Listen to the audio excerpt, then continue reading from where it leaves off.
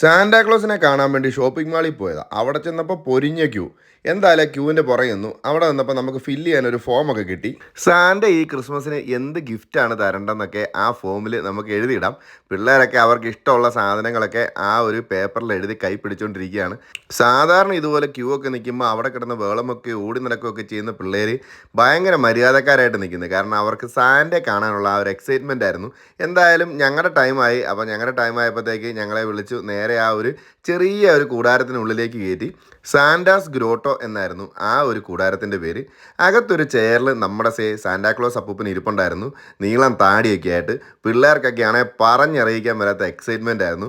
സാന്റയായിട്ട് അവർ ഒരുപാട് വർത്തമാനം പറഞ്ഞു. അവർക്ക് എന്ത് ഗിഫ്റ്റാണ് വേണ്ടെന്നൊക്കെ പറഞ്ഞു. അങ്ങനെ ആ ഒരു റൂം അവർ സെറ്റ് ചെയ്തിരിക്കുന്നതാണെങ്കിൽ നല്ല മനോഹരമായിട്ടായിരുന്നു. അതിലൊക്കെ ഉപരി പിള്ളേർക്ക് അവസാനം സാന്റ എല്ലാവർക്കും ഗിഫ്റ്റൊക്കെ കൊടുത്തു.